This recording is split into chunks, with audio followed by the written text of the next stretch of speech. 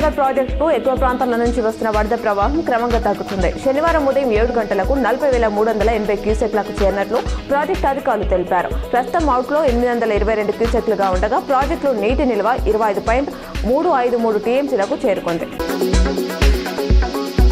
నిజామాబాద్ నగరంలోని సుభాష్ నగర్లో రాష్ట్ర ప్రభుత్వ ముఖ్య సలహాదారు సుదర్శన్ రెడ్డి నివాసం సందడిగా మారింది. పలువురు ప్రజాప్రతినిధులు, అధికారులు హాజరై మర్యాదపూర్వకంగా కలిసి జన్మదిన శుభాకాంక్షలు తెలిపారు.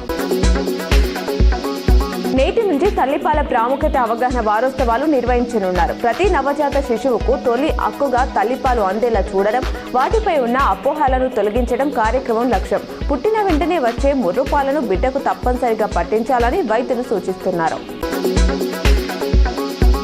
పశ్చిమాసియా యుద్ధం వేళ భారీగా పెరిగిన కమర్షియల్ సిలిండర్ ధరలు క్రమంగా తగ్గుతున్నాయి. ఇవాళ హైదరాబాద్లో 19 కేజీల ఎల్పీజీ సిలిండర్పై 192 తగ్గింది. దీంతో ప్రస్తుతం గ్యాస్ బండ రూపాయలు 2,999కి చేరింది. అటు ఢిల్లీలో 202, కోలకత్తాలో 209 మేర తగ్గింది. అయితే డొమెస్టిక్ సిలిండర్ ధరలో ఎలాంటి మార్పు లేదు.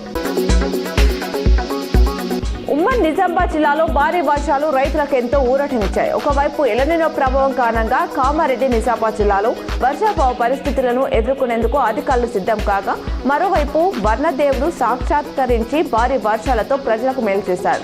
3 రోజులు భారీ వర్షాలతో అటు శ్రీరామ్ సాగర్, ఇటు నిజాం సాగర్, పోచారం ప్రాజెక్టులు, చెరువులు, కుంటలు, వాగులు వరద నీటితో జలకలను సంతరించుకున్నాయి. నిజామాబాద్ జిల్లా కలెక్టర్ ఇలా త్రిపాఠి ప్రసూతి సెలవులోకి వెళ్లనున్న నేపథ్యంలో నిర్మల్ జిల్లా కలెక్టర్ భవేష్ మిశ్రాకు నిజామాబాద్ జిల్లా కలెక్టర్గా అదనపు బాధ్యతలు అప్పగించారు. ఈ మేరకు రాష్ట్ర ప్రభుత్వ ప్రధాన కార్యదర్శి సంజయ్ జార్జు ఉత్తర్వులు జారీ చేశారు.